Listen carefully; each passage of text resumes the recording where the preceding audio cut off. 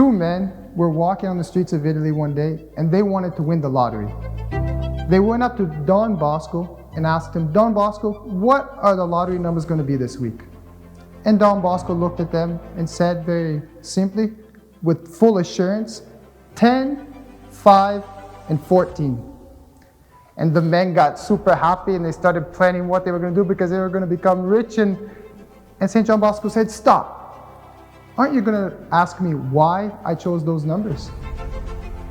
It never crossed their minds, and so they said no. But St. John Bosco told them that if they didn't know why, they wouldn't know how to play. Do you want to know why Don Bosco chose these numbers? Continue watching to find out.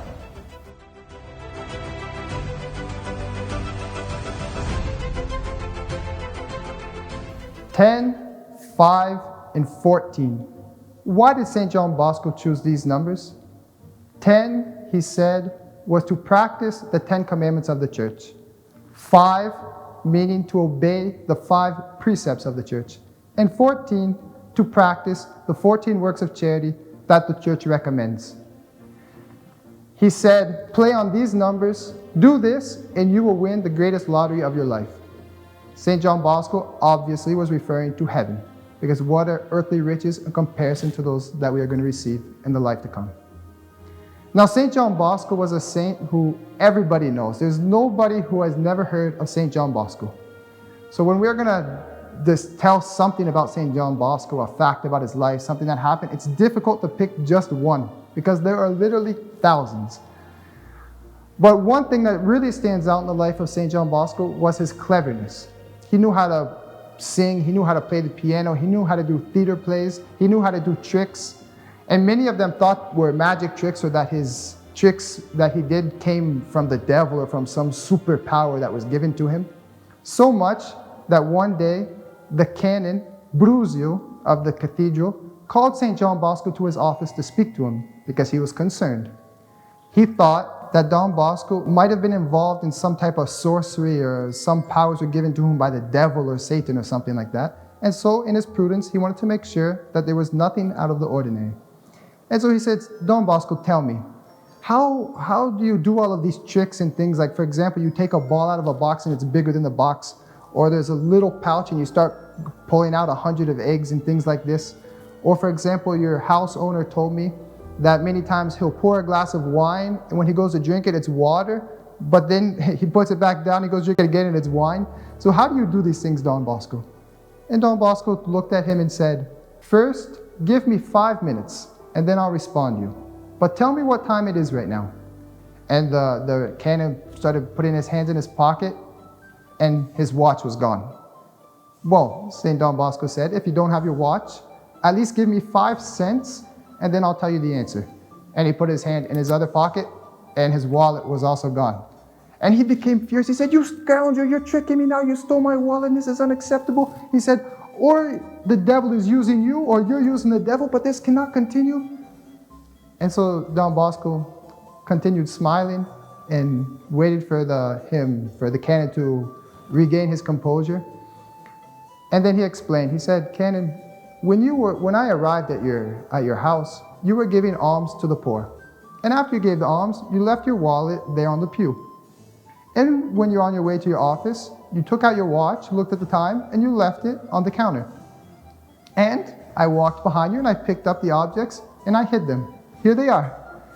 And the canon understood that these tricks weren't something magical or something that came from the devil or anything like that, but it was St. John Bosco who was witty and clever and used these things to bring people to God.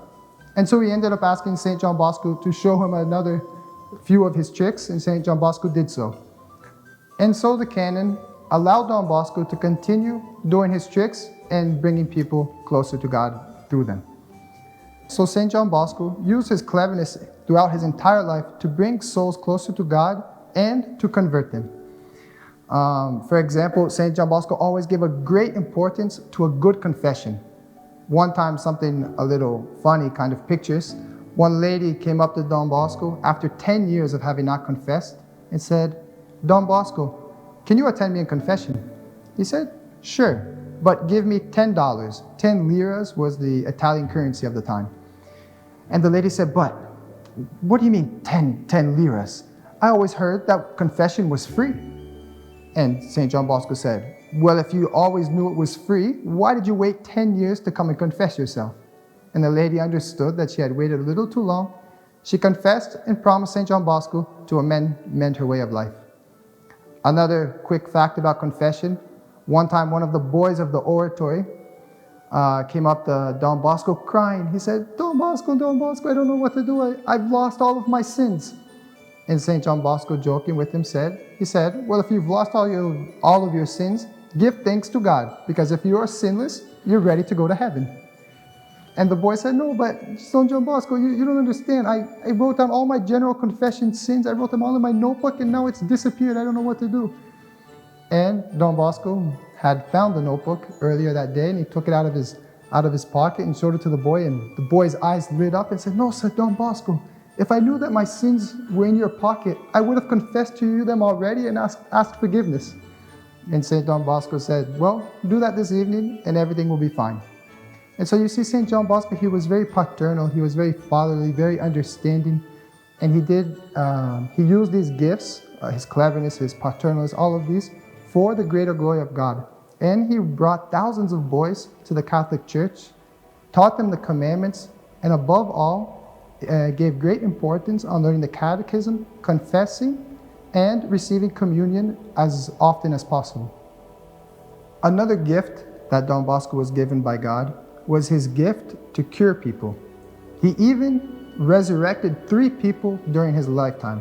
One of them was a 15-year-old boy named Charles. Charles had become very ill and had asked his mother to confess. And his mother asked him, who would you like to confess to? Obviously, he said, Don Bosco. But they went after Don Bosco. They tried to find him, but he was out of town. And so the boy confessed to another priest, and 36 hours later, he died. When Don Bosco arrived, they came running and said, Don Bosco, you're too late. He's already dead. And St. John Bosco said, no, he's not dead. He's just sleeping a little. And he said, but he's been dead for over 12 hours. And when Don Bosco went up to his bedroom, he found the boy. He already had a veil over his face, and he was already wrapped in the cloth for burial. And by his bedside, on his nightstand, there was a burning lamp, a burning funeral lamp. And so Don Bosco, in his great faith, knelt beside the bed, and he started praying. He started praying to Our Lady Help of Christians, asking her. And he was kind of wondering where this boy was, if he had went to heaven, if he had saved his soul. And then after he prayed to Our Lady, he got up and he commanded. He gave an order. He said, Charles, get up. And he repeated it 2 times. On the second time, Charles slowly started opening his eyes, and St. John Bosco started hiding all of the funeral things, taking the veil off his head. And when Charles woke up and saw Don Bosco in front of him, he exclaimed, I can't believe it. It's you, Don Bosco. I need to speak to you.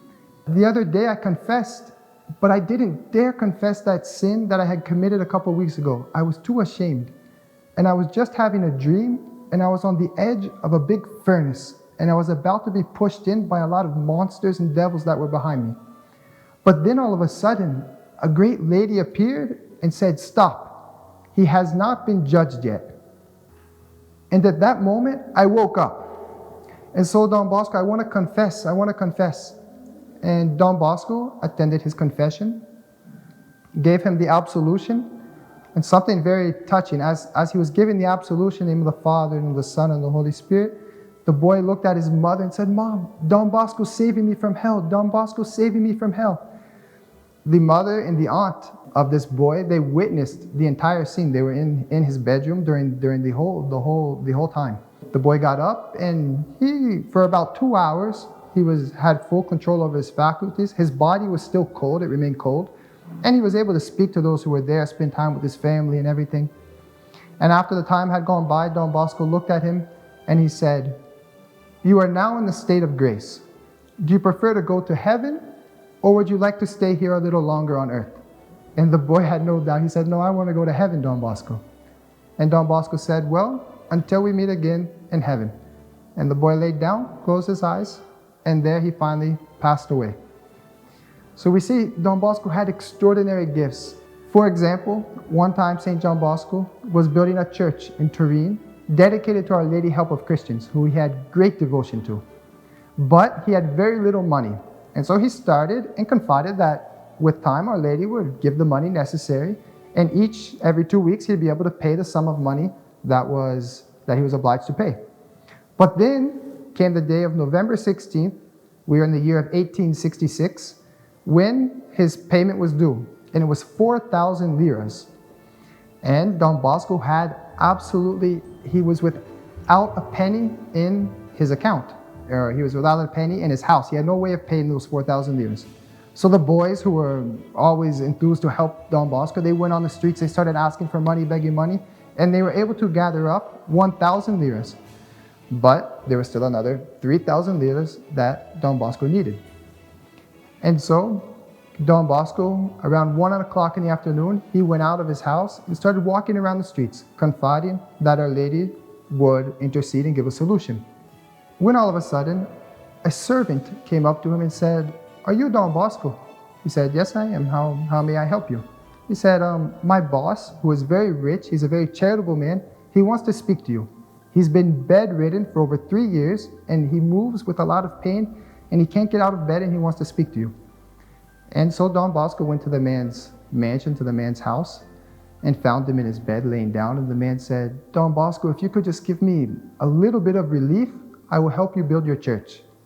And St. John Bosco, surprised, he said, "Well, that's excellent, because I need 3,000 liras.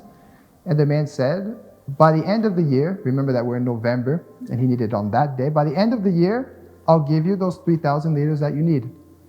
And Don Bosco said, "No, but I don't need it by the end of the year. I need it today." And the man said, "Well, today it's impossible. Nobody has that amount of money on them. I'd have to go to the bank and get this and negotiate." And St. Don Bosco said, "Well, what are you waiting for? Get up, let's go."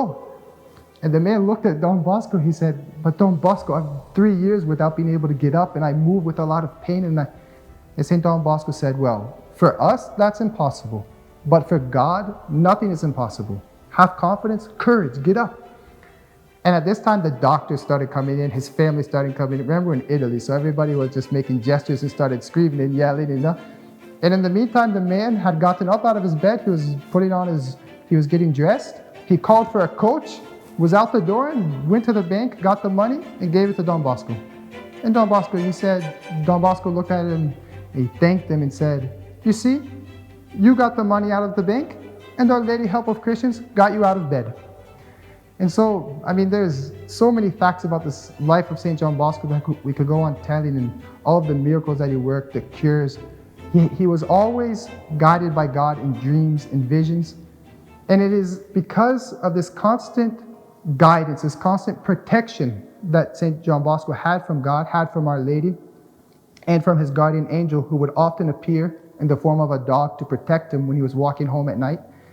This is what gave him such great confidence and determination that everything that he endeavored to realize in his life, all of the boys that he wanted to help, all of the churches that he was supposed to build. For example, at the end of his life, one of the popes asked him to help build the church in Rome dedicated to the Sacred Heart of Jesus. St. John Bosco went to France, asked for donations. All of this because he had great determination and great confidence in God. And so let's ask St. John Bosco in our days that we may also be determined Catholics who are willing to do anything to do apostolate and bring souls closer to God. Salve Maria. If you like this video, press the like button and leave a comment below. Don't forget to subscribe to the channel and activate the notification bell so you won't miss any of our videos.